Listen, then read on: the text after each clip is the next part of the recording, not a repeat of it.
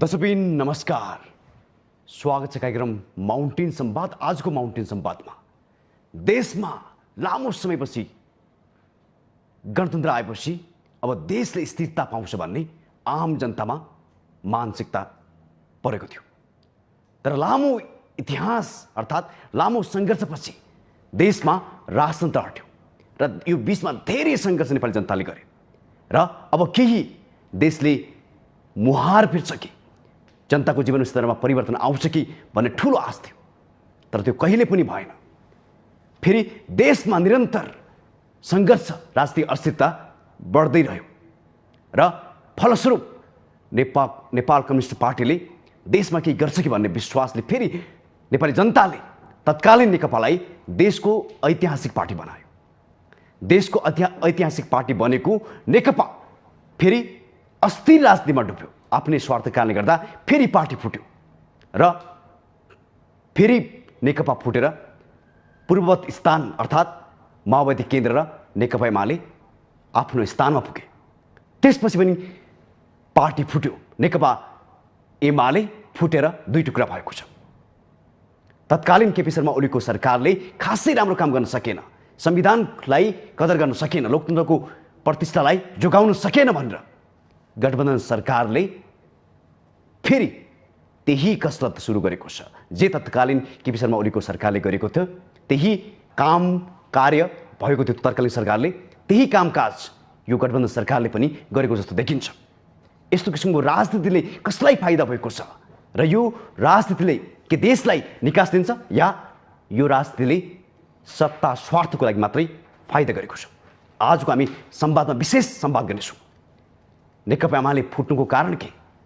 नेकपा फुट्नुको कारणको पछाडि नेकपा माओवादी केन्द्रको विशेष हात रहेको छ, गठबन्धन सरकारको विशेष हात रहेको छ भन्ने बहस चलिरहेको बेला आज राजनीतिक विश्लेषकले के भन्नुहुन्छ? के फेरि नेकपा एमाले पुनर्मिलन हुन सक्छ, सम्भावना छ या छैन? त्यसैगरी यो राजनीतिक घटनाक्रमले देशलाई कतातिर धकेलिरहेको छ? अहिलेको अस्थिर राजनीतिले देशलाई कतातिर धकेलिरहेको छ? यो राजनीतिले के देशका जनता खुसी छन् या छैन? यो बारेमा संवाद गर्नको लागि आज हामीसँग जोडिनु भएको छ राजनीतिक विश्लेषक डाक्टर विष्णु दाहाल र माओवादी केन्द्रका नेता गजेन्द्र महत। अब म दुवै अतिथिलाई माउन्टेन संवादमा स्वागत चाहन्छु। तपाईँ दुवैजनालाई स्वागत छ। धन्यवाद। सर्वप्रथम त म गजेन्द्रले सोध्न चाहे, अब यो नेकपा एमाले फुटाउनुमा माओवादी केन्द्र भनौँ अर्थात् गठबन्धन सरकारको विशेष हात रहेको, अझ त्योमाथि पनि माओवादी केन्द्रले आज नेकपालाई फेरि विभाजित गरेको छ भन्ने तपाईँहरूलाई आरोप छ। त्यसो होइन,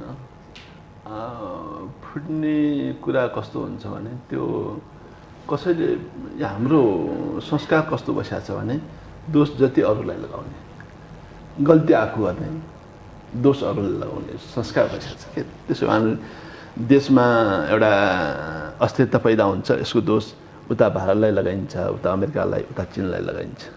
यो संस्कार बसेको छ के। अनि पार्टी आफू फुट्छन्, टुट्छन्, अनि यो दोष अरू पार्टीलाई लगाइन्छ, अरू व्यक्तिलाई लगाइन्छ। त्यसो भए हुनाले यो साँचो कुरा होइन। माओवादीको हात छैन यसमा? पटक्कै छैन। यो मैले त के भन्छु भने यो मोटाया पार्टी होइन कि सुनिएर मोटिएका पार्टी हुन् के। सुनिएर मोटिएका पार्टीहरूमा जति बेला पनि त्यहाँ टुटफुट भइरहेको छ। त्यहाँ अब हरेक श्रृङ्खलाहरू चलिरहन्छन्। त्यसो भए हुनाले यो अहिलेको जो पार्टी मतलब नेकपा एमाले मात्र होइन कि अब सबै पार्टीहरू अहिले अझै गणतन्त्र आएर के गर्नुहुन्छ, लोकतन्त्र आएर के गर्नुहुन्छ? मान्छे त त्यही न हो। अनि हामी उत्कृष्ट संविधान बनायौँ भन्छौँ, बनाएर के गर्ने? अब मान्छे तिनै छौँ, समाज त्यही धरातलमा छ। हामी त यो नेपाल भने त त्यत्तिकै तेस्रो विश्व उद्देश्य भने होइन नि। हामी समाज विकासको क्रममा छौँ के। समाज विकास क्रममा भए हुनाले हामी न्यून जाति सोचका मान्छेहरू असाध्यै महत्त्वकाङ्क्षी। नेकपा एमाले फुटाउनुमा माओवादीको हात छैन यसरी बुझ्नु। म फेरि अब डाक्टर साहबलाई सोध्न चाहे, जसरी बाहिर कुरा आएको छ नेकपा माओवादी केन्द्रले फेरि नेकपा एमालेलाई फुटायो, दुईटा ठाउँमा विभाजन गर्यो भन्ने जसरी बाहिर हल्ला आएको छ, यसको तपाईँको धारणा के छ? यस्तो छ जस्तो जुटाएकोमा जस लिनेले फुटाएकोमा नै लिनुपर्छ होइन। अब मेरो चाहिँ कुरा के छ भने यो स्थिरताको हाइपोथेसिसमा जनतासँग जनमत मागियो, त्यो नेकपाका लागि मागेको मत थियो। र जब पार्टी फुट्यो नि, एमाले र माओवादी केन्द्र बन्यो, त्यसपछि त्यो एउटा त्यो बिउ चाहिँ त्यही थियो। किनभने माओवादीले मागेका मतहरू कतिपय एमालेकाहरू हार्ने ठाउँमा माओवादीले मागेका मतले जितेकाहरू थिए नि त।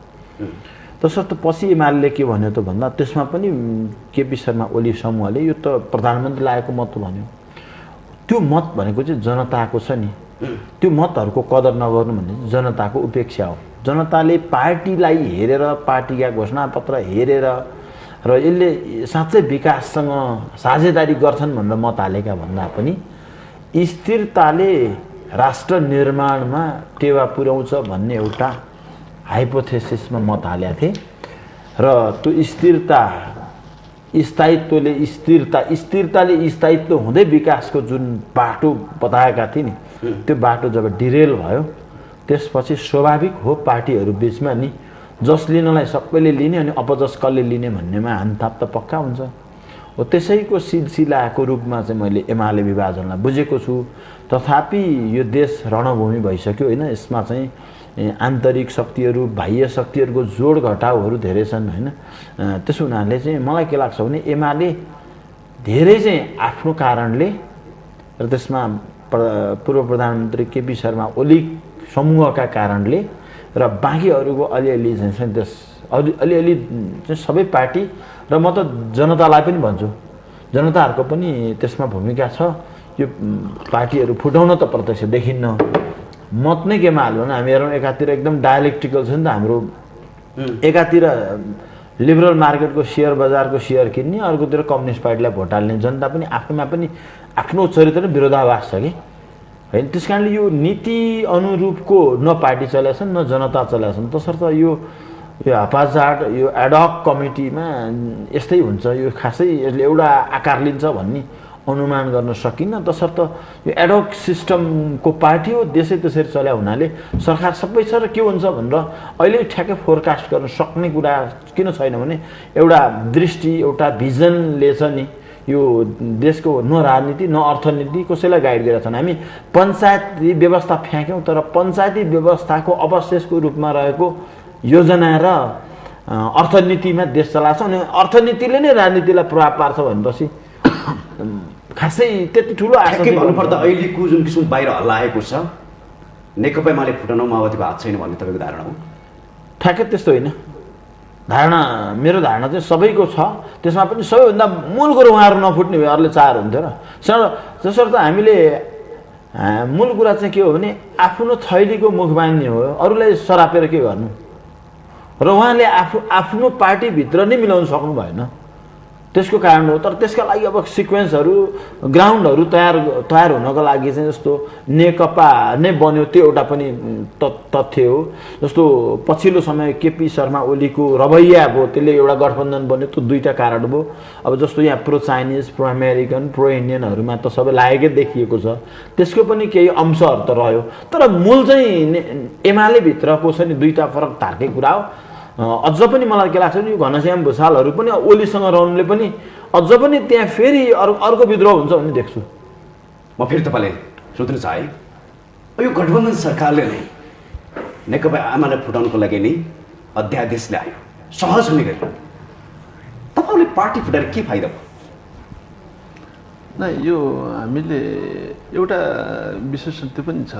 अब यो गठबन्धन सरकारले पार्टी फुटाउनलाई अध्यादेश ल्यायो, एउटा तबकाको त्यो पनि छ। तर त्यसो पनि होइन, किनभने अब पार्टी फुटाउनुभन्दा पनि एउटा पार्टीविहीन एउटा नेतृत्वलाई पार्टी दिनु पनि खोजिया हो नि त, देखिहाल्नु भने। यसै कारणले महन्त ठाकुर कति लामो समयसम्म पार्टी निर्माणमा लागे, एउटा आन्दोलनबाट आएका नेता हुन्, उनी पार्टीविहीन भए, देख्नु भयो नि। माधव नेपाल कति लामो समयसम्म नेकपा एमालेको त उनी। तपाईँले के कुरा स्मरण गर्न चाहन्छु, तत्कालीन प्रधानमन्त्री केपी शर्मा ओलीले पनि अध्यादेश ल्याउनु भएको थियो, त्यतिखेर तपाईँहरू करोडौँमा विरोधमा उत्रिनु भएको थियो। फेरि आज तपाईँहरू ल्याउँदाखेरि त्यो चाहिँ राम्रो हुने भलाइको लागि हुन सक्ने सम्भावना के हुन्छ? केपी शर्मा तपाईँले नेपाली जनतालाई विश्वास पार्नु ओलीले एकचोटि अध्यादेश ल्याए, त्यति बेला पनि उहाँको मतलब हाम्रो थिएन क्या, सङ्केत हाम्रो थिएन त्यति बेला। उहाँले मतलब यो साँच्चै फुटाउनलाई त उहाँले ल्याउनु भएको थियो, त्यो के अरे मधेसवादी पार्टीहरूलाई फुटाएर अनि आफू बलियोलाई साँच्चै उहाँले ल्याउनु भएको थियो त्यति बेला। एउटा कुरा अर्को यो यति बेला त के हो भने अब माधव नेपाल पार्टीविहीन जस्तै छन्। अब अहिले जहाँ एउटा परिवेश आइरहेको छ, महन्त ठाकुर पार्टीविहीनै छन्। जसले पार्टी दुःख गरेर बनायो त्यो मान्छे पार्टीविहीन। त्यसो भए यो सरकार भनेको कसैको स्वार्थको लागि बनेको सरकार हो? नै स्वार्थ भन्दा पनि अब महन्त ठाकुर पार्टीविहीन भए, अर्को पार्टीविहीन भयो भने सरकार त्यही काम गर्नुपर्छ। के भने अध्यादेश भने कुरा के बुझ्नुपर्छ भने यो बाधा अड्काउ फुकाउने कुरा नहो। यो सबै अध्यादेश गल्ती हुन्छन्, सबै अध्यादेशमा कमजोरी हुन्छन्, सबै अध्यादेश हाम्रा हुन्छन् भन्ने होइन। अध्यादेश किन राखिएको छ त? अध्यादेश अब त्यो त हामीले जोगिरहेकै छ। अनि सरकारलाई अप्ठ्यारो परेमा, पब्लिकहरूलाई अप्ठ्यारो परेमा, र समाजलाई अप्ठ्यारो परेमा, पार्टीहरूलाई अप्ठ्यारो परेमा एउटा आउने एउटा धारा कानुन नहो। त्यसो भए हुनाले यसलाई हामीले एकदमै अध्यादेश भन्ने बित्तिकै त्यो शब्द नै एकदमै हाम्रो लागि डाउट होइन। होइन, तपाईँलाई प्रश्न कहाँनिर भने तत्कालीन प्रधानमन्त्री केपी शर्मा ल्याउँदाखेरि त्यो चाहिँ नि संविधान विपरीत हुने, मूल्य मान्यता विपरीत हुने, तपाईँहरूले ल्याउँदाखेरि कसैको लागि भलाइ हुने, त्यसको लागि राम्रो हुने, प्रतिष्ठाको लागि हुने होइन।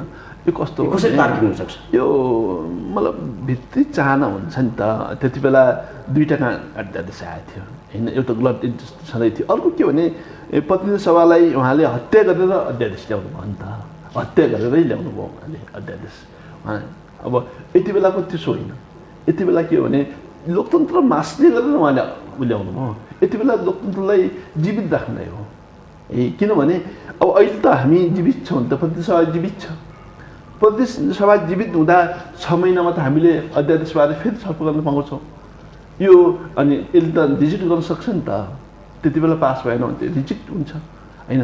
त्यति बेला स्थिति के थियो भने उहाँले प्रतिनिधि सभाको हत्या गरेर ताकि अब यसलाई भोलि फेरि कहाँ बहस गर्ने, त्यो त बहस गर्नुपर्छ, फेरि त्यसलाई अनुमोदन गर्नुपर्छ। अनुमोदन गर्ने ठाउँै नराखेर उहाँले अध्यादेश ल्याउनु भयो नि त। मैले अब यही प्रश्न तपाईँले राख्न चाहेँ, उहाँले भनेको कुरा तार्किक छ, तपाईँको कुरालाई मान्नुहोस्? होइन, उहाँको कुरा आफ्नो ठाउँमा तार्किक छ। मलाई चाहिँ दुईवटा कन्टेक्स्ट फरक हो जस्तो लाग्छ। अध्यादेश एउटै हो होइन, त्यसको फरक कन्टेक्स्ट चाहिँ के छ भने केपी शर्मा ओलीले पार्टीभित्र आफू बलियो हुनको लागि हो। अहिले चाहिँ के हो त भन्दा अरू पार्टी फुटाएर आफू बलियो हुनको लागि हो। दुईवटा अलिक फरक कन्टेक्स्ट छ। र अध्यादेश आफैमा पनि जस्तो संसद छलेर ल्याउने अध्यादेश आफैमा पनि त्यो लोकतन्त्रको र पावर सेयरिङको जस्तो हामीले हेरौँ कार्यपालिका, व्यवस्थापिका र न्यायपालिका विरुद्धमै हो। र यही कुरालाई चाहिँ सदनमा विधेयक बनाएरै छलफल गर्नु पर्थ्यो किन हाउसलाई चाहिँ कुनै पनि काम नदिकन ल्याएको अध्यादेश हुन त यो पास हुने परिस्थिति पनि थिएन। किनभने गठबन्धनको सरकारसँग त्यो हाउसबाट 2/3 चाहिँ ले पास गर्न सक्ने अहिले स्ट्रेङ्थ छैन, त्यो सत्य हो। शर्त एउटा कुरा चाहिँ के थियो भने अहिलेको यो अध्यादेशमा मैले देखेको कुरा चाहिँ यो सदन पुरैले यसको काम कारबाही जनतालाई स्थिरता मार्फत विकास दिन्छु भन्ने थियो। म चाहिँ यो संसदको पछिल्लो समय जुन बिजनेस चलिरहेको छ नि, जसले राजनीतिक इक्वेसन भनौँ न, सत्तारोहणको इक्वेसनको बारेमा कसले नेतृत्व गर्ने भन्ने खालको लुछाचाडी चलिरहेको छ, त्यो आफैमा गलत छ। तपाईँबाट नेपाली जनताले के जान्न खोज्नु भएको छ भने आजको आवश्यकता हो अध्यादेश र तत्कालीन प्रधानमन्त्री केपी शर्मा ओली ल्याएको अध्यादेश र अहिलेको अध्यादेशमा खास भिन्नता के हो र आजको आवश्यकता हो कि होइन? यति फरक छ। जस्तो प्रधानमन्त्री ओलीसँग आफ्नो पार्टी मिलाउँदा हाराहारी स्पष्ट बहुमत थियो, त्यस कारण उहाँलाई चाहिँ छ नि, उहाँले त्यो अध्यादेश जारी गरेपछि त्यसलाई सदनबाट कानुन बनाउन सक्ने स्ट्रेङ्थ थियो। तसर्थ उहाँलाई अर्को अप्सन हुँदाहुँदै नि अध्यादेश रोज्नुको एउटा कुरा। अहिलेको सरकारको यो गठबन्धनभित्र छ नि त्यो खालको स्ट्रेङ्थ छैन, त्यस कारण यसको बाध्यता हो मेरो बुझाइमा है। तसर्थ तर दल विभाजन, मैले खालि दल विभाजनको लागि कुनै पनि अध्यादेशको कुरा गरेँ, तर दल विभाजनको अध्यादेश चाहिँ के प्रश्न छ भने यो 76.5 अन्तर्गत बनेको सरकार हो। यो सरकारलाई जब 14 जब के छ भने माधव नेपाल समूहलाई कारबाही गर्ने यो तल्पमतमा पर्छ, भोलि निर्वाचनमा जानुपर्ने हुन्छ।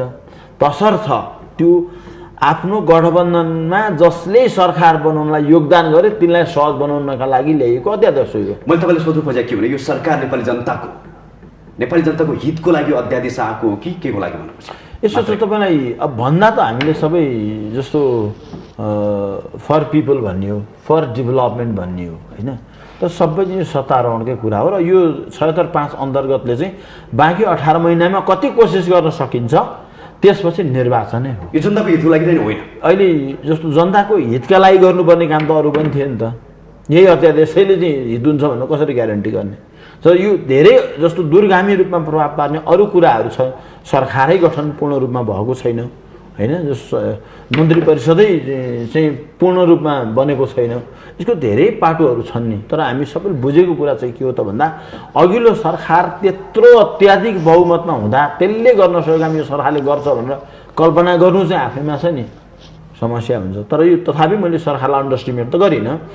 उसको प्रायोरिटी के हुन्छ त भन्दा त्यो गठबन्धनको एउटा इन्ट्रेस्ट त छ नि त, भनेको त्यो इन्ट्रेस्ट भनेको नि केपी शर्मा ओलीलाई रोक्ने एउटा इन्ट्रेस्ट त्यो पनि हो नि। यो सरकार र गठबन्धन तयारै के का लागि भयो भन्दा यो देश निर्माण अरूमा भन्दा पनि केपी शर्मा ओलीले चाहिँ संविधान लगायतका यो प्रतिनिधि सभालाई पटक पटक विघटन गरे। तसर्थ त्यसलाई पूर्णकालीन रूपमा चलाउन सकिन्छ कि भन्ने उद्देश्यले बनेको सरकारबाट तपाईँले ह्युज डेभलपमेन्ट प्रोजेक्ट कसरी आश गर्नुहुन्छ? यो सरकारको जगै के छ त भन्दा थोरै सांसद भएको पार्टीले नेतृत्व गरेर बनेको छ भने यसबाट तपाईँले अघिल्लो सरकार जस्तो त्यसले यतिको गरेन भन्न सकिन्छ र? यसलाई कानुन बनाउन अल्झन छ। यसलाई चाहिँ जस्तो विश्वासको मत छ, नीति तथा कार्यक्रममा 3टा पार्टी फरक विचार भएका समूहहरू लिएर जानुपर्छ र यसको अझ बाध्यता के छ भने बजेट ल्याउनलाई चाहिँ अप्ठ्यारो छ। यी धेरै कुरा छन् नि त। कुरा मात्र गर भने यसको जुन धरातलमा यो सरकार छ अघिल्लो सरकारसँग तुलना गर्नै मिल्दैन। यो उभिएको धरातल चाहिँ विषम परिस्थितिको धरातलमा छ र यो 76.5 को अब यो यसबाट गयो भने निर्वाचन हुन्छ। तसर्थ कोरोनाबाट मुक्ति दिलाएर निर्वाचनमा जानुपर्ने हुनाले यसको त्यो दायरा कामको दायरा नै कम छ। त्यसो हुनाले हामीले असीमित अधिकार भएको सरकार र सीमित अधिकार भएको सरकारको तुलनै गर्न मिल्दैन। तसर्थ अध्यादेश पनि केपी शर्मा ओलीलाई असीमित अधिकारभित्र त्यो जस्तो कानुन पनि पास गर्न सक्ने परिस्थिति त्यो पार्टीभित्र र त्यो नेकपाभित्र सहमति गर्दा यो देशको मुहारै फेर्न सक्ने अवसर त्यो भएन भने बिचरा यो सरकारसँग त त्यो आधारै छैन, त्यो धरातलै छैन। अध्यादेश ल्याउनु पनि आवश्यकता थियो कि तपाईँ? मैले जस्तो अध्यादेश भन्दा बाहेक अरू अध्यादेशै ल्याए पनि देश निर्माणका हिसाबमा जस्तो नेपालबाट बाहिर पढ्न जानेहरूका लागि व्यवस्थापन गर्थ्यो, अर्थनीतिहरू हो। त यसो अस्थिरता त के छ भने जब स्थिरता मार्फत स्थायित्व दिएर हामी विकास निर्माण गर्छौँ भन्ने मत मागेका विषयमै सरकार अघिल्लो सरकार फोकस नहुँदा त हामी स्थिरताले विकास दिन्छौँ भन्ने हाइपोथेसिस त फेल भइसक्यो। र जापानको हेर्नुहोस्, इजरायल हेर्नुहोस्, इटाली हेर्नुहोस्, त्यहाँ राजनीतिक किचलो हुँदै पनि के हुन्छ भने विकास कन्टिन्यू छ नि त होइन। त्यस कारणले राज्य पब्लिक प्रपर्टीको कुराहरू हेर्नुहोस्, हाम्रोमा के छ पब्लिक प्रपर्टी सत्तामा गएर कति धेरै दुरुपयोग गर्ने भन्ने प्रतिस्पर्धा हुन्छ। उनीहरू पब्लिक प्रपर्टी कसरी जोगाउने भन्ने हाम्रो र अरू लोकतान्त्रिक अरू खालको समाजवादी पुँजीवादी नै सरकार र हाम्रो देशमा बनेका सरकारको बिचको धरातलीय यथार्थ त फरक छ। तसर्थ हामीले त्यति धेरै आश गर्नु हुन्न र यो सरकारले अहिलेको आवश्यकता हो अध्यादेश सरकारले बुझ्यो ल्यायो होइन। मेरो बुझाइमा चाहिँ अध्यादेश यही दल विभाजनको अध्यादेश आवश्यकता नभएर अरू थियो होला। अब देशमा अझै पनि कोरोना कहर छ। तत्कालीन केपी शर्मा ओलीको सरकारले संविधानको सम्मान गरेन, लोकतन्त्रको मूल्य र मान्यतालाई सम्मान गर्न सकेन र अब यो गठबन्धन सरकारले त्यो कुराहरू पुरा गर्छ भनेर यो गठबन्धन सरकार निर्माण भयो। तर अझै पनि परराष्ट्र मन्त्रालयमा मन्त्री छैन। हजार नेपालीहरू अफगानिस्तानमा फँसेका छन्। आजको आवश्यकता अफगानिस्तानमा रहेका नेपालीलाई चाहिँ देश स्वदेश फर्काउनु पर्ने थियो कि अध्यादेश लिएर अझ देशको राजनीति अस्थिर बनाउनु पर्ने आवश्यकता थियो? नै अब अफगानिस्तानको मतलब त्यहाँ फँसेका जनतालाई ल्याउन अध्यादेशले रोक्दैन। त्यो त अब सरकारको डे टु डेको त्यो काम भित्रै पर्छ। त्यसो अध्यादेशले त्यहाँ रोक्दैन। अब त्यहाँ अब केही नेपालीहरू आए, अब केही नेपाली त्यो प्रोसेसमै छ। अर्को कुरा अब परराष्ट्र मन्त्री हुँदा मात्रै त्यहाँका नेपाली आउने नआउने त्यसो पनि होइन, त्यो प्रक्रिया अगाडि बढेकै सब होइन। आवश्यकता के हो त्यो कुरा त पहिला फोकस हुनु पर्थ्यो होला नि त, अब प्राथमिकता हुनु पर्थ्यो होला नि त। के अन्य प्राथमिकता त्यसै पहिलो प्राथमिकता त अब कस्तो कुरो अरू देशले आफ्नो नागरिकहरू कोरोनामा धेरै दिन अगाडि नै फिर्ता गरिसक्यो। अब हाम्रो एक हप्ता अगाडि नै फिर्ता गरिसकेको अवस्था छ, अझै पनि हाम्रो प्रक्रिया नै सुरु भएको छैन।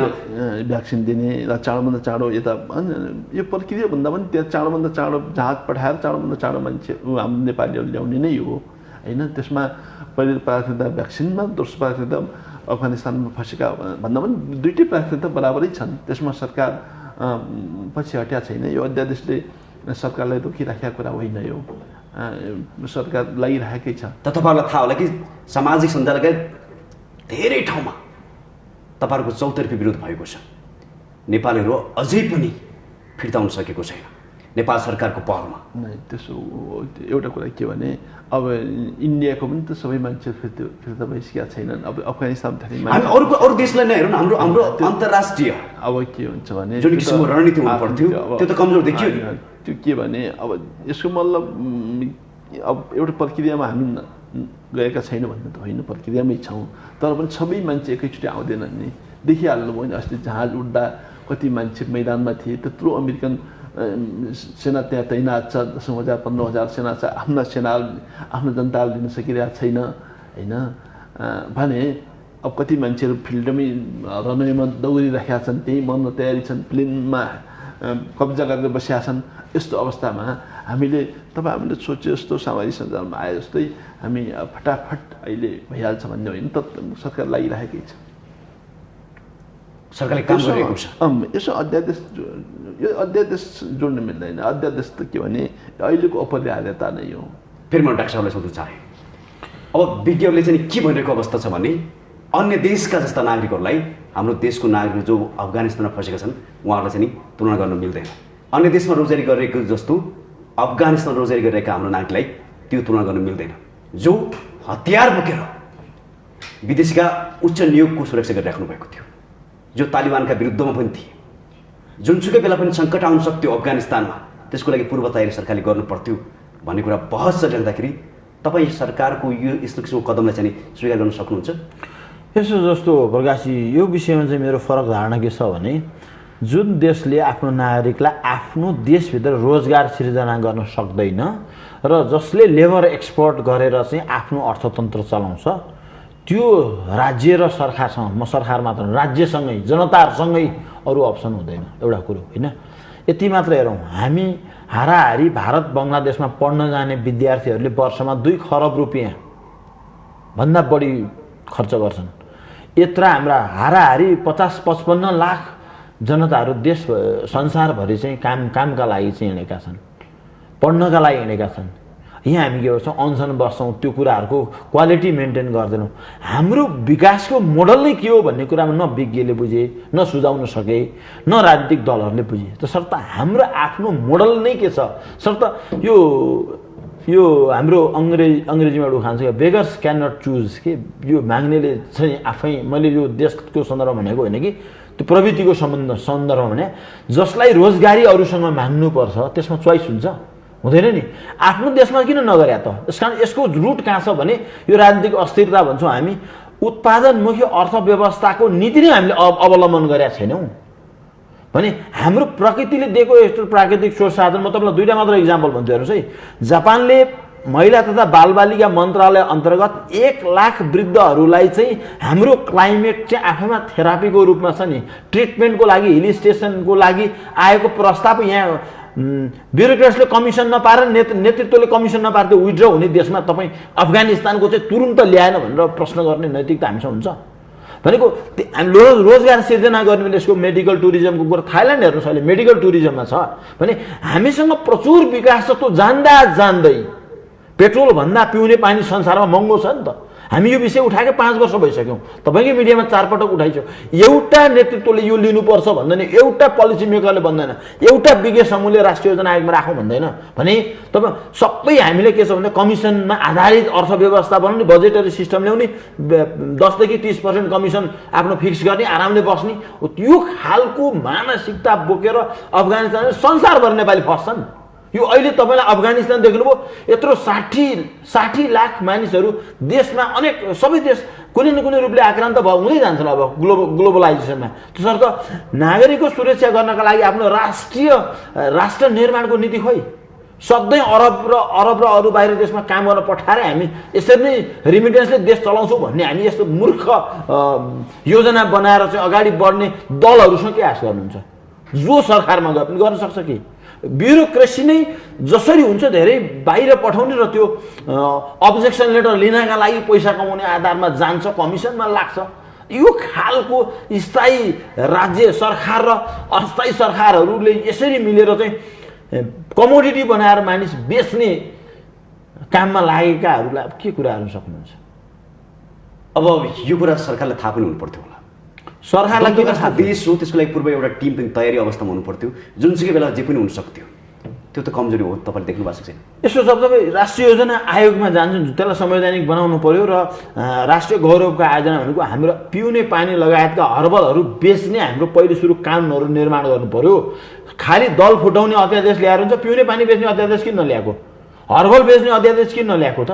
मेरो त प्रश्न यहाँ छ, अध्यादेशै जारी गर्नुहुन्न भने होइन, तर तत्काल यो सरकारले पास गर्न सक्दैन भने त पिउने पानीका लागि चाहिँ बेच्ने अध्यादेश ल्याउनु। जस्तो भारतमै ब्रह्मपुत्र नदी चीनले फर्काएपछि त्यहाँ पानी सङ्कट छ, यो कुरा सरकारलाई थाहा छैन र? छैन भने के छ? कुन नैतिक धरातलभित्र बसेर उसको सल्लाहकार, उसका राष्ट्रिय योजना बनाउनेहरूले र त्यो तल्लो तबकाकाहरूले कसरी, जस्तो उहाँ जुम्लामा हुनुहुन्छ, जुम्लाको प्रकृतिले दिएको के बेनिफिट छ भन्ने कुरो उहाँले सदनमा ल्याएर उठाउनु पर्यो नि। त्यो विषयमा घेराबन्दी गर्नु पर्यो नि, सबै दलहरूसँग छलफल गर्नु पर्यो। यो खालको मेकानिजम हामीले न दलहरूभित्रबाट गऱ्यौँ, न हामी ब्युरोक्रेसीहरूले यसलाई सपोर्ट गऱ्यौँ। अनि यहाँ काम गर्ने मान्छे यति रोएको छ प्रकाशित, यो मुलुकमा यति बेला सबैभन्दा ठुलो पीडामा को छ भन्दा इन्टरप्रेनियर छ। दलको मान्छेको काम हो भने त्यो फटाफट हुन्छ। त्यस कारण मैले दललाई इन्डस्ट्री भनिरहेको छु। कुनै दलको पहुँचमा छ भने त्यो काम हुन्छ फटाफट। पार्टी होइन, पार्टी कहाँ छ? इन्डस्ट्री हो सबै। 90देखि हेर्नु न, किन त इन्टरप्रेनियरसिप यति सानो देश, यति अवसर भएको देश किन भएन त भन्दा सब आफ्नो स्वार्थ, सबैलाई राष्ट्रिय विकास र समाज रूपान्तरण गर्न कसलाई चिन्ता छ र? यसर्थ यो कारणले हाम्रो मनोविज्ञानै चेन्ज गर्नु पर्यो। जसरी हुन्छ दलको नेता बन्ने, जनप्रतिनिधि हुने, अनि ठेका पट्टामा कमिसन खाने, आरामले बस्ने, त्यो भन्दा हाम्रो सोचै छ। गजेन्द्रजीले सोध्नु चाहे, तपाईँहरू पार्टी होइन कि तपाईँहरूको यो इन्डस्ट्री हो? उहाँले तपाईँले त्यही आरोप लाउनु, तपाईँहरू इन्डस्ट्रीलाई सञ्चालन गरिराख्नु भएको छ। त्यस्तो केही सङ्केतहरू देखेर उहाँले भन्नुभयो, तपाईँले स्वीकार्नुहुन्छ यो कुरा? केही मलाई त्यस्तो केही सङ्केतहरू छन्। अब अहिलेको मलाई परिवेश हेर्दा, पार्टीहरूको रवैयाहरू हेर्दा त्यस्तो केही सङ्केतहरू देखिन्छ। तर पनि फेरि हामीले के बुझौँ भने फेरि हाम्रो संस्कार, मैले भने नि खालि अरूलाई नै दोष दिने संस्कार छ क्या। हामी अब यो तपाईँले पनि भनिसक्नुभयो भारतले अझै ल्याउन सकेको छैन, हामी भारतभन्दा राम्रो नहुने। अब त्यो अब हामी अलिकति आदर्शका कुरा पनि गर्न अब हामी त अब सक्छौँ, फेरि नगर्नु त होइन। तर रियालिटी के हो भन्ने कुरा त अब सबैले बुझेको कुरा न हो होइन। हाम्रो नेपालको रियालिटी के हो, भारतको रियालिटी के हो, अमेरिकाको रियालिटी के हो, धारगत यथार्थ के हो त त्यो त सबैले बुझेकै कुरा हो नि त। अब अहिले यसमा अब यो मानवीय संवेदनाको कुरा हो। यसमा अब तपाईँले नेपाली जनताले के सोध्न चाहेका छन् भने रिमिटान्स विदेशी नागरिकले पठाउने, त्यसले जाने अर्थतन्त्र देशको चल्ने, तपाईँलाई त्यो कुरा थाहा थियो होला नि। अफगानिस्तान जतिखेर पनि द्वन्द्वमा जान सक्छ, त्यसको लागि पूर्व तयारी सरकारले गर्नु पर्थ्यो होला। 2 हप्ता अगाडिदेखि नै विदेशीहरूले आफ्नो नागरिकहरू लगे। अफगानिस्तानलाई हाम्रो तयारी खै त भन्नु खोजेको? अफगानिस्तानलाई अब हिजोको आँखाले पनि हेरौँ। अफगानिस्तानले अब हिजोको तालिबान अलिक फरक नै थियो, अहिले तपाईँ हामीले देखेकै कुरा हो। त्यसरी अहिले अब सबै मान्छेलाई मारिहाल्ने, सबै मान्छेलाई दुःख दिइहाल्ने, सबै मान्छे फसिहाल्ने अवस्था अहिले छैन। एउटा कुरा पनि बुझौँ होइन। र अर्को कुरा मैले अहिले पनि भने नि, अमेरिका आफैले त्यत्रो सेना आफ्नो नागरिकहरूलाई मात्रै 15,000 सेना तैनात गरेर बसिएको छ। उसका जहाजहरू आउँदा 15,000 सेना मुख दर्शक भएर बस्नु पर्यो। त्यो सारा मान्छेहरूले धावन मार्गै रोकिदिए, झुन्डिए, त्यसैमा खसे भने अहिले सजिलै प्लेन गइहाल्ने। यसो हाम्रो पनि 100-150 मान्छेहरू नआए त होइन, आए नि त। तपाईँलाई म के कुरा एक्सप्लेन गर्न चाहन्छु, आए नि त। सरकारसँग अझै पनि लिगल्ली गएका नागरिक कति छन् त्यो पनि जानकारी छैन। वैदेशिक रोजगारी विभागमा पनि हामीले सोध्यौँ कति नेपालीहरू चाहिँ अफगानिस्तान छन् त्यो पनि थाहा छैन। इलिगली त कति छन् त्यो कसैलाई थाहा छैन। यसको जिम्मेवारी कसले लिने भनेको? अब जिम्मेवारी अब सरकार भइसकेपछि राज्य भइ तपाईँहरूलाई त थाहै छैन, दिनैपर्छ। तपाईँहरूले सरकारमा तपाईँहरूलाई थाहै छैन, यसको जिम्मेवारी कसले लिने? त्यो त सरकारले लिनैपर्छ। सरकार नागरिक भइसकेपछि रेमिटेन्स अब त्यो लिइसकेपछि सरकार त जिम्मेवारी दिनैपर्छ। तर अब त्यहाँको वस्तुगत अवस्था पनि छ होइन, हाम्रो आफ्नो अवस्था पनि छ, हाम्रो देशको अवस्था पनि छ। त्यसो हुनाले सरकारले भन्न सक्छ कतिजना नेपालीहरू अफगानिस्तानमा छ भनेर? अहिले अफगानिस्तानमा त्यति धेरै हामीले अब मतलब पिर लिइहाल्ने अवस्था होइन। म यो यहाँको टेलिभिजनबाट म के भन्छु भने यो धेरै पिर लिइहाल्ने, अहिले मान्छे रोइराखेको हामीलाई उद्धार गर भनेर एकदमै ऊ भइराखेको अवस्था होइन। त्यहाँ म यही प्रश्न तपाईँलाई राखेँ चाहिँ उहाँले भने जस्तै नेपालीलाई चाहिँ पिर लिने अवस्था छैन अफगानिस्तानमा। यसो जस्तो हामी अफगानिस्तान मात्र होइन विदेश नीतिको कुरा गरौँ, हाम्रो पार्टीहरूको साझा धारणा छैन एउटा। अहिले चासो भएको भएर मैले तपाईँलाई सोध्नु होइन, यस्तो छ यो जस्तो हामी जब आगो लाग्छ अनि कुवा खन्ने हाम्रो संस्कार छ नि, हो म त्यसको विरुद्धमा हो। यो अहिले मैले उठाएँ नि कुरा, यो देशमा रोजगार सिर्जना गरौँ, अफगानिस्तान जानुपर्ने परिस्थिति निर्माण नगरौँ न, त्यतिर चाहिँ हामी सोचेनौँ कि। दुईवटा, एउटा हामी रियाक्टिभ, एउटा प्रोएक्टिभ कि। हामी धेरै हाम्रो कसरी थाहा हुन्छ बाबा? एकदम सबै लिगल बाटोबाट जाने छैनन्। तसर्थ मैले देशमा काम गर्ने वातावरण बनाउनु पर्यो नि। होइन खालि सबैले स्वीकृति मात्र दिएर बसेर सबै युवा पलायन गर्ने अनि भोलि पर्सि यो वृद्धाश्रम बनाउने देशलाई खोइ हामीले यहाँ उत्पादनमुखी अर्थव्यवस्थालाई चाहिँ प्रमोट नगर्ने? हामी किन रियाक्टिभ धेरै हुने? त्यसर्थ प्रोएक्टिभ हुनु पर्यो। अब हामीले के सोच्नु पर्यो, अब 10 वर्षभित्रमा हाम्रा नागरिकहरू विश्वका कुनै कुनामा काम गरेर फर्काउनु पर्यो, पढ्न गएकालाई यहाँ विश्वविद्यालय खोल्नु पर्यो। यी कुराहरूमा हामी प्रोएक्टिभ नहुने, सधैँभरि चाहिँ यही लेबर एक्सपोर्ट गर्ने अनि इलेक्ट्रिसिटी एक्सपोर्ट गरेर अनि फिनिस कमोडिटी अर्कोसँग ल्याएर त्यसको कमिसन आएर मुलुक विकास हुन्छ, यस्तो खालको भ्रमको जुन योजना बनाउनेहरूले जिम्मेवारी लिनु पर्दैन। अब एउटा प्रत्येक पार्टीभित्र विद्रोह गर्नुपर्छ। त्यो के हो भने विकास विद्रोह। कसैले विकासको कुरा गर्ने अरू अप्सनमा अरूलाई भोट हाल्थ्यो। अब पार्टीको तल्लो अर्को पुस्ताले भन्नुपर्छ। यहाँ त हामी के भन्छौँ, उमेर समूहलाई युवा भनिरहेको छौँ। नवीनतम सोच, नवीनतम विचार, संसारको डेभलपमेन्ट प्याराडाइमसँग युवाले जोड्नु पर्दैन? त्यो हाम्रो हक छैन? यी कुराहरूमा हामीले खालि हक पार्टीको भोटिङ राइटको मात्र हक खोजेर हुन्छ? विकास हाम्रो हक हो, सोसल सेक्युरिटी हक हो। अब त नेताहरूलाई 100वटा प्रश्न उठाउनुपर्छ आउने निर्वाचनमा। तब यो कुरा किन गरिनुहोस् भनेर, तसर्थ त्यसले मात्र सुधार्न सक्छ एउटा उपाय। हामी एउटा व्यवस्थाको एउटा अनुभव गर्ने अनि अर्को व्यवस्था खोज्ने भनेको, जनताहरू पनि के छैनन् भने स्थिर छैनन्। जनता स्थिर भएपछि हुने हो नि बल्ल बाँकी राजनीति स्थिरता। जनताको मनोभाव मनोवृत्ति रियाक्टिभ छ, तुरुन्त एउटाले नगर्ने बित्तिकै रियाक्सन लेखिहाल्छ। त कसरी हुन्छ? त्यसर्थ अनि सबैले के गर्छ भन्दा एजेन्डा दिन्छ, एजेन्डाका आधारमा भोट ब्याङ्क आफूले लिन्छ, भोटबाट फेरि राज्य सत्तामा जान्छ, उसको पनि पारा हुई। यसो हुनाले प्रत्येक पार्टीको प्रत्येक सचेत नागरिकले अब प्रश्न उठाउने बेला आयो। सबैलाई प्रश्न मात्र होइन, निर्वाचनमा तँलाई मत दिन्न भन्ने हक आफ्नै पार्टीभित्र पनि राख्नु पर्यो, अप्सन पनि खोज्नु पर्यो। तपाईँको सुधार्नु पर्यो नि त। युवाहरूले त अघिल्लो पुस्ता सुधार्नु पर्यो, नभए छोड्नु पर्यो, अरू अप्सनहरू दिनु पर्यो। फेरि मैले तपाईँलाई सोध्न चाहेँ, उहाँले भनिसक्नुभयो देशको विकासमा अध्यादेश आउनु पर्थ्यो, भलाइको लागि अध्यादेश आउनु पर्थ्यो। त्यसको लागि तपाईँले काम गरिराख्नु भएको छ, देख्नुहुन्छ यो राजनीतिमा? किन त्यो काम हुन सकेन? तपाईँ त तपाईँको पार्टी लामो सङ्घर्ष गरिआएको जनताको सरकार भनेर तपाईँले भन्दै हिँड्नुहुन्थ्यो कि जनताको हितमा तपाईँको सरकार निर्माण भयो र तपाईँले गरेको सङ्घर्षको के आज नेपाली जनताले त्यो अनुभूति गर्नु पाएको छ? के लाग्छ तपाईँलाई? त्यो कस्तो हुन्छ भने पहिलो कुरा जीवित रहनु पर्यो भन्ने कुरा हो। पहिलो कुरा जीवित, सरकार जीवित रहनु पर्यो नि अहिलेको। अब अहिलेको सरकार के हो भने जीवित रहनलाई हरेक जुन एक्टिभिटी गरिरहेको छ नि, प्लस टू बुझ्नुहोस्। अब यो अध्यादेश नआउँदा यो सरकार जीवित रहन्थेन, प्लस टू बुझ्नुहोस्। यो जनप्रतिनिधि जो संस्था छ नि, जनता प्रतिनिधि संस्था, प्रतिनिधि सभा, यो पनि जीवित रहन्थेन अहिलेको अध्यादेश नआउँदा।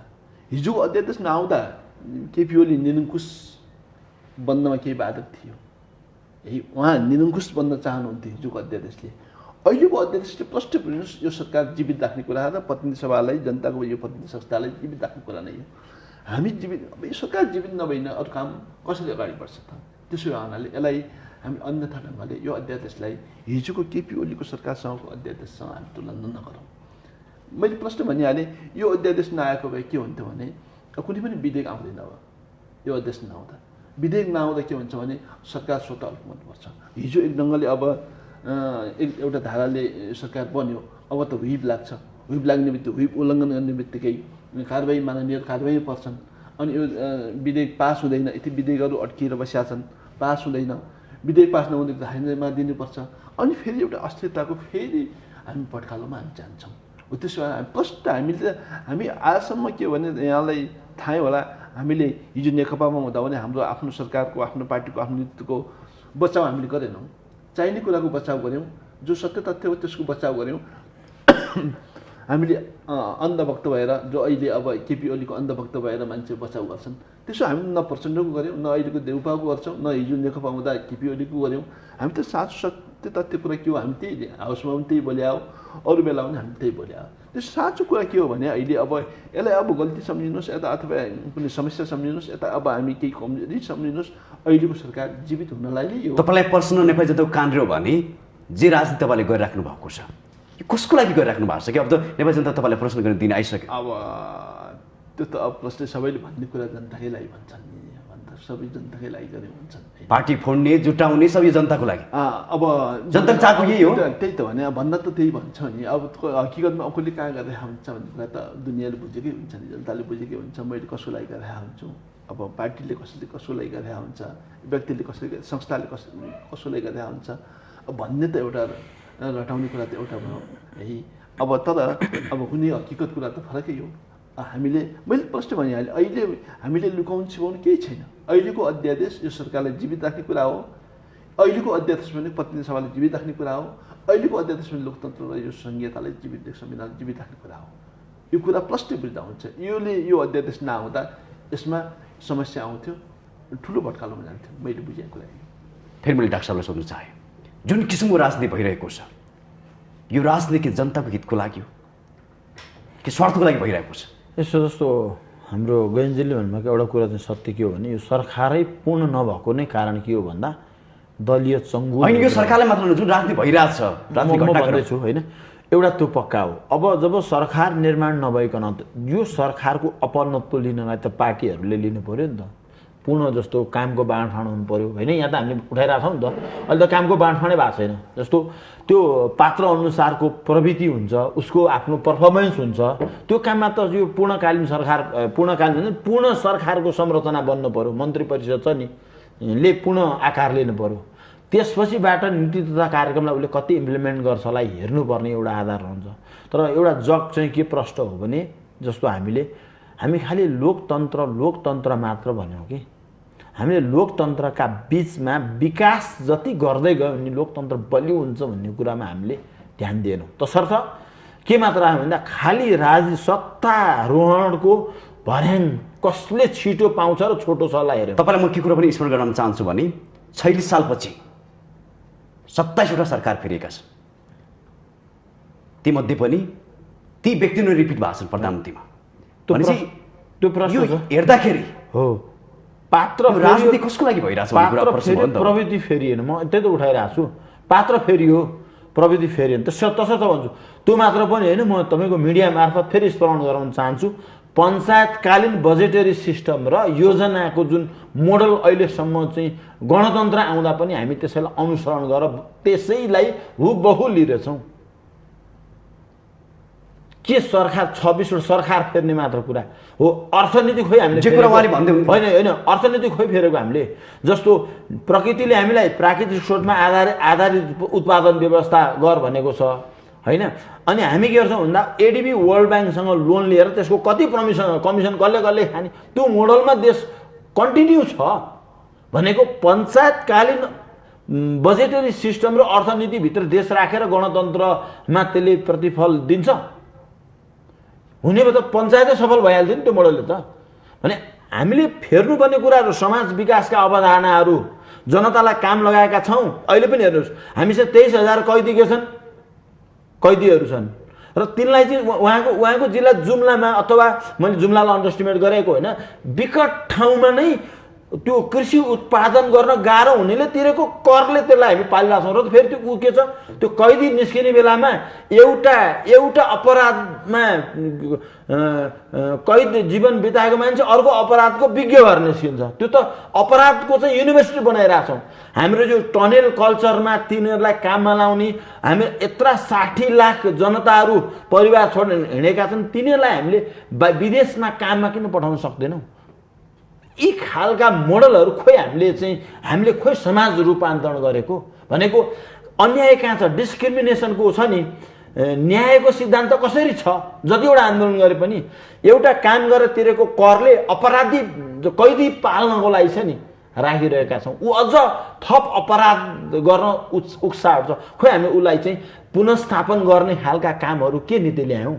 अर्थनीतिहरू पञ्चायतकालीन मोडलको जुन अर्थनीति र जुन एरिया छ, 70 वर्ष एउटा राज्यले कृषिमै मात्र केन्द्रित गरेर विकास नभएपछि अर्को फेर्नु पर्दैन? यही कुरा हामीसँग हेर्नुहोस्, मेडिकल टुरिज्मको यत्रो हिल स्टेसनभित्र छ होइन? कतिपय विदेशीहरू त यहाँ एउटा टिनियर बस्छन्। म युनिभर्सिटीमा भएको कारणले 3 महिना यहाँको त्यो चिसोमा अथवा एउटा क्लाइमेटमा बसेर क्लाइमेट थेरापी अन्तर्गत आफ्ना आदि रोग चाहिँ निको पारेर जान्छन्। यो विषयमा विश्वविद्यालय अनुसन्धान गर्नु पर्दैन हो? यी कुराहरू चाहिँ हामी खालि राजनीति मात्र छैन। म बसेको विश्वविद्यालयको करिकुलम हाम्रो देशले बनाउँदैन, नर्वेहरूले, युरोपियन युनियनहरूले बनाएर दिन्छ। अनि तिनका रिसर्चको मोडलमा गरे मान्छेको प्रमोसन चाहिँ अरूको हुँदैन। यो त प्रत्येक स्टेपमा चाहिँ के छ भन्दा हामीले यो राजनीतिलाई सिन्डिकेट बनाएका छौँ। आफू मात्र कसरी स्थापित, जसरी पार्टीमा समानुपातिक सांसदभित्र आफ्ना सहयोगीहरूलाई ल्याएर आफू गुट बलियो बनाउन खोजेका छ नि, विश्वविद्यालय त्यस्तै छ, मिडिया हाउस त्यस्तै छ। कुन चाहिँ क्षेत्र छ त्यो खालको प्रविधिबाट ग्रस्त नभएको देखाउनुहोस् न। छ यसर्थ हामीले रूपान्तरणको लागि यो कोठाभित्र बसेर नि हामीले बाहिरी संसार देख्न कि हामी बाहिर जानुपर्छ, नभए भित्ता भत्काउनुपर्छ। हामीले त दुइटै प्रविधिलाई चाहिँ परिवर्तनै नगरी यहीँभित्र बसेर रूपान्तरण गर्छौँ भन्नु हास्यास्पद होइन? म फेरि गजेन्द्रलाई सोध्न चाहन्छु, हामीको टाइम पनि धेरै छैन। अब अन्त्यमा तपाईँले अघि पनि जोड्नु भयो, यदि अध्यादेशले नल्याएको भए यो सरकार टिक्दैन थियो। भारतले गर्न सकेन, हामीले कहाँ गर्न सक्छौँ? यस्तो दयालु अनुहार गरेर कहिले समयमा यस्ता बोली भन्यो? योभन्दा पहिलाको सरकारले पनि त्यही भनेको थियो, मैले आज संसद विघटन गरेँ, मलाई भित्र सहयोग गरेन, सरकार जोगाउनलाई मैले यो गरेँ भन्ने यस्तो किसिमको संवादले कहिलेसम्म देशको राजनीति चल्ने हो र देशले कहिले विकास पाउने? अन्तिममा ढुङ्गी छौँ क्या, हामी साँचो कुरा भन्दैनौँ नि, हामी साँचो कुरा भन्दैनौँ, हामी ढुङ्गी छौँ। हामी आदर्श कुरा गर्छौँ, हकिकतमा हामी त्यहाँ जाँदैनौँ क्या। त्यो समस्या त्यही हो नि। हाम्रो साँचो यथार्थ के हो त? हाम्रो यथार्थ के हो त? त्यो कुरा त प्रष्ट भनिदिनुपर्छ नि जनतालाई प्रष्ट भनिदिनुपर्छ। अफगानिस्तानको अवस्था के छ त्यो भनिदिनुपर्छ, हाम्रो अवस्था के छ त्यो भनिदिनुपर्छ, हामीले ल्याउने जहाजको अवस्था के छ त्यो भनिदिनुपर्छ नि त। सबै सञ्चालन करायो भन्दैमा, विरुद्ध करायो भन्दैमा हुन्छ ल अहिले गर्छु भनेर हुँदैन नि। हाम्रो यथार्थ के हो त होइन? विदेश नपठाइ सुख छैन। अहिले त के भने कामले मात्र होइन नि त, मान्छे त अहिले कस्तो भइसक्यो भने यो के अरे ग्लोबलाइजेसन अवस्थामा मान्छे रमाउन पनि विदेश जान्छ। अब मेरो सल्लाह म विदेश बस्छु भन्छ, गर्नुहुन्छ कि अनि अन्त्यमा सरकार टिकाउने मात्र राजनीति भयो कि अन्त्यमा युगसम्म कहिलेसम्म हुन्छ? टिक्नु पर्यो नि। अब सरकार त टिक्नु पर्यो कि सरकारै बनाउनु भयो भने त सरकार त टिक्नु पर्यो। सरकार टिक्ने कुरामा अब यहाँ सरकार टिक्ने भन्दा पनि यो जनताको प्रतिनिधि संस्था टिकाउनु पर्ने भयो क्या। यहाँ बारम्बार यो संविधान टिकाउनु पर्ने भयो, यहाँ संहिता टिकाउनु पर्ने भयो। संहितामा धावा बोल्नु थालिहाले, संहिता चाहिँदैन भन्न थाले, यो लोकतन्त्र चाहिँदैन, अब यो धर्मनिरपेक्ष चाहिँदैन, यो गणतन्त्र चाहिँदैन भन्न थालिहाले मान्छे। यसलाई टिकाउनु पर्ने भयो। त्यसो भए टिकाउनुलाई त्यसरी हामी टाइम छैन। अब अन्त्यमा यसो उहाँको टिकाउने चाहिँ के भने कामको आधारले टिकाउनु पर्यो। त्यो व्यवस्थाभित्र नराम्रा कुराहरूलाई घटाएर राम्रा कुरालाई ल्याउनु पर्यो, तसर्थ ठिक छ। मैले भने नि प्रकृतिमा आधारित छ नि हो, पर्यावरणमा आधारित उत्पादन व्यवस्था ल्याउने हाम्रो आफ्नै अर्थनीति हुन्छ, हाम्रो आफ्नै समाज विकासको मोडल हुन्छ। त्यतातिर चाहिँ सबैले ध्यान आकृष्ट गर्नु पर्यो र काम गर्नु पर्यो। जस्तो पिउने पानीलाई संसारभर बेच्नु पर्यो। हाम्रो अरबमा गएको सबै मान्छे फर्किन्छन्, सबैको जिडिपी बढ्छ, 7 खरबबाट 17 खरब ऋण पुग्दैन, हामी ऋण तिर्न सक्छौँ। यी कुराहरूले के हुन्छ, हाम्रो आफ्नै सेना हुन्छ, हामीले सुरक्षा ब्रिटिसमा र इन्डियामा काम गर्ने जुन गोर्खाहरूलाई देशकै सुरक्षामा लाउनु, त्यो एउटै ठाउँमा परिवार चलाउनु भनेको खर्च कम हुन्छ। अहिले के छ, गाउँमा एउटा परिवार बस्छ, एउटा चुलो चल्छ, सदरमुकाममा एउटा चल्छ, काठमाडौँमा एउटा चल्छ र विदेशमा एउटा चल्छ। एउटा परिवारको 5वटा चुलो चल्छ, त्यो कति महँगो हुन्छ। हस्, हामीसँग टाइम अन्त्य भएको छ। पक्कै पनि तपाईँले भने जस्तै सरकार टिक्नु मात्रै ठुलो कुरो होइन, कामको आधारमा सरकार टिक्नुपर्छ, त्यस्तो किसिमको राजनीति बन्नुपर्छ भन्दै दुवैजनाको यो संवादको लागि म धेरै धेरै धन्यवाद दिँदै बिदा हुन चाहन्छु। नमस्कार। धन्यवाद। पक्कै पनि दर्शकबिन, नेपालको राजनीति अस्थिर बनिरहेको छ।